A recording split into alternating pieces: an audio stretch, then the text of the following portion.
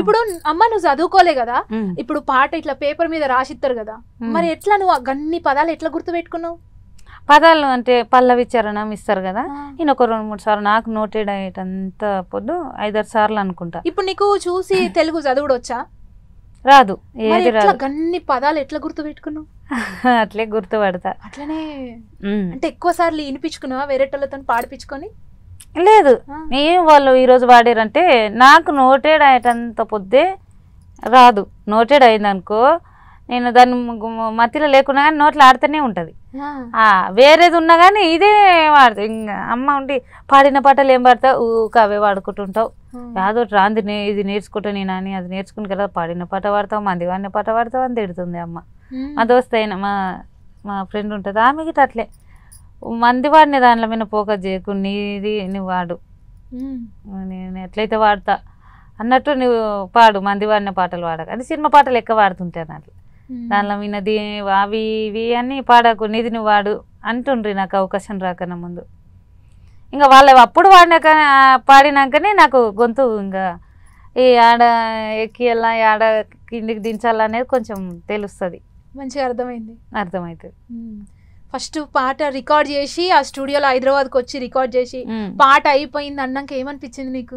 ఇక వాడినా నేను పాట ఏమనిపించింది అమ్మా, అన్న ఏం చేసిండు ఈరోజు ఒక అక్కది నారాయణపేట జిల్లా మల్లమ్మ అక్క పేరు, మంచిగా శేఖర్ అన్న పాటలు తీసుకొని వచ్చింది, నేను వాడతాను అన్నది, అక్క అయితే చాలా బాగా వాడుతుంది అని చెప్తున్నాడు ఇట్లా ఫోన్ పట్టుకొని. శేఖర్ అన్న పాటలు ఏంది గీన శేఖర్ అన్న పాటలు అంటాడు, నేను పాట చేస్తే గా శేఖర్ అన్న ఎవరు ఇంతకు ఉండడా లేదా అని నేను అనుకున్నా. ఇట్లా నెత్తికొక నేను శేఖర్ అన్న పాట అంటాడు, నా పాట కదా శేఖర్ అన్నది ఎట్లా, వాళ్ళు ఏమంటారు సేకరించిన పాట అంటే నాకు కొంచెం అర్థమవుతుంది. శేఖర్ అన్న పాట అన్నాడు అన్న, శేఖర్ అన్న అంటే ఎవరు, ఆయన ఉండడా లేదా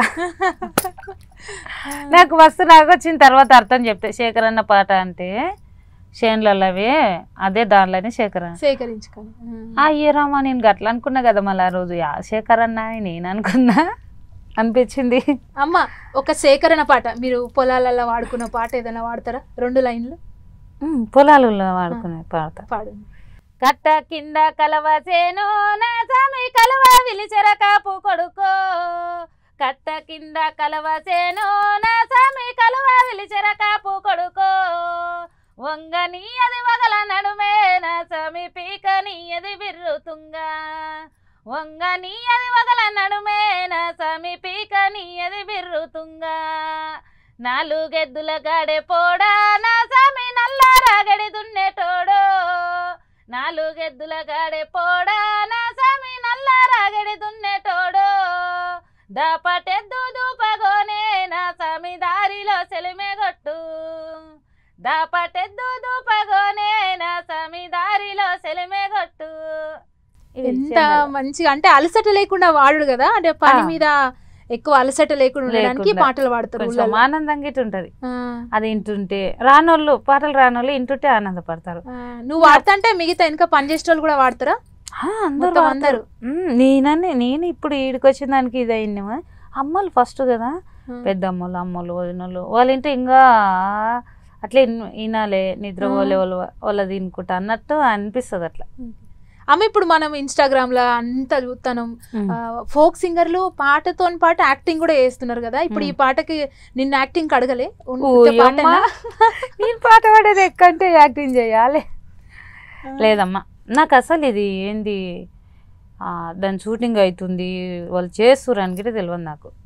తర్వాత మొత్తం అయిపోయినాకనే అర్థమైంది, అవునా దీన్ని షూటింగ్ చేసిరా అర్థమైంది. అప్పటిదాకా ఏమనుకున్నావు, ఉత్తి పాటనే రిలీజ్ చేస్తారు అనుకున్నావా? రిలీజ్ ఉట్టి పాటనే హిట్ అయింది అప్పుడు, ఇష్టలా ఎక్కువ హిట్ అయింది. కొంచెం డీజేకి ఎవరో 2 లైన్లు కలిపారు, ఇంకా అదే ఫస్ట్ ఆ డీజేల్ని ఎక్కువ ఇది అయిపోయింది ఇష్టాలు అయితే.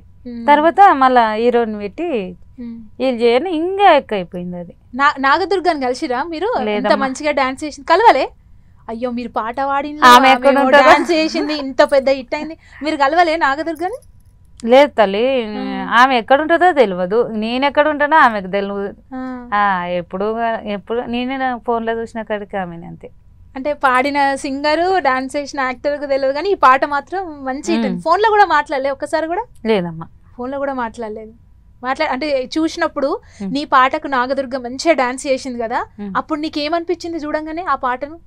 మంచిగా అనిపించిందమ్మా, చక్కటి హీరోయిన్ చేసింది నా పాట. అబ్బా మళ్ళీ సింపుల్ గా ఒక పంజాబ్ డ్రెస్ వేసుకొని చేసింది, మంచిగా రుమాలు కట్టుకొని మంచిగా డాన్స్ చేసింది. ఒక సింపుల్ పంజాబ్ డ్రెస్ కట్టుకొని ఒక లంగవాణి అంటారా, వాణి లంగ అంటారా, లంగవోని సింపుల్ గా కదా అవి, లంగవోని పంజాబ్ డ్రెస్ రెండు వేసుకున్నది. అబ్బా ఎంత సింపుల్ గా చేసినా కానీ ఎంత బాగుందో. ఒకసారి అనుకుంటా అనిపించిందా? ఒకసారి గిట కట్టింది దానికి. లంగవోని లేదమ్మా, లంగవోని అయితే లేదు కానీ చారే అట్లా కట్టింది చూసినాక నీకు మంచి పంజాబ్ డ్రెస్ లాగా చారీ కట్టింది, ఈ కాళ్ళు ఇట్లా. నాకు అట్లా అనిపించింది అంతే. అయితే ఈ పాట ఫస్ట్ టైం నువ్వు వాడినావు, మంచిగా హిట్ అయింది. నీకు వాళ్ళు పైసలు ఎంత ఇచ్చిండ్రు? పైసలు అడగచ్చా నేను? అడగచ్చమ్మా, దానికేమి అన్న నాకు అర్తోలం బంగారు పెట్టిండు. బంగారం పెట్టిండు? నా పెద్ద బిడ్డకి పెట్టిండు. పైసలు అయితే ఖర్చు అవుతాయి, బంగారం అయితే పేరు ఉంటుందని పెట్టిండేమో. నాకు ఎంత పైసలు అయితే నేను అవకాశం గురించి అడిగిన కాబట్టి నేను అడగలే, డబ్బులు అడగలే అన్నని. నేను ఇప్పుడు నాకు ఏమన్నా ఇయ్యని గిట్ట అడగలే, అన్న ఒకటి రికార్డింగ్ పెట్టి కొట్టి నాకు నేను ఛానల్ పెట్టుకుంటా అని అడిగిన. అడిగితే అన్న ఉండి లేదురా నేను అంత చీప్గా ఇయ్యాను, అదొకటి సర్ప్రైజా ఏమంటారు, సర్ప్రైజ్ గిఫ్ట్ నీకు అర్ధతులం బంగారం సర్ప్రైజ్ ఇస్తా అన్నాడు. ఏమి ఇస్తావు అన్నా అని అడిగిన. లేదురా అప్పుడు వస్తావు కదా నీకు సర్ప్రైజ్ ఇస్తా అన్నాడు. ఏమి ఇస్తాడో ఏమో అని నేను అనుకున్నా. ఇంకా ఒక రోజు మళ్ళీ నాకు ఫోన్ చేసి రమ్మ అని పిలిపించి అర్తోలం బంగారం ఎంత ఉంటుందో తెలియదు కానీ నాకైతే అర్తోలం ఉంటుంది అనుకో, 55,000 అంట నా బిడ్డకు తెచ్చిండు. మంచిగా అనిపించింది అప్పుడు నీకు? మంచిగా అనిపించిందమ్మా, ఎందుకంటే నీకు ఒక అవకాశం ఇచ్చిండు, పాట మంచిగా హిట్ అయింది, నీ బిడ్డకు అర్ధతులం బంగారు పెట్టిండు. నాకు ఇక్కడ పేరు వచ్చింది, అన్న అవకాశం ఇచ్చిండు. అన్నకైతే ఎప్పటికీ రుణపడి ఉంటాయి. ఇప్పుడు ఆయన నన్ను బయటికి తీయింది, నేను ఈ జనాలకి ఎట్లా తెలుస్తుంటే చెప్పు. ఇప్పుడు నీకు ఇంటర్వ్యూ నాకు ఏ అర్హత ఉన్నదని వస్తుంటే ఇడికి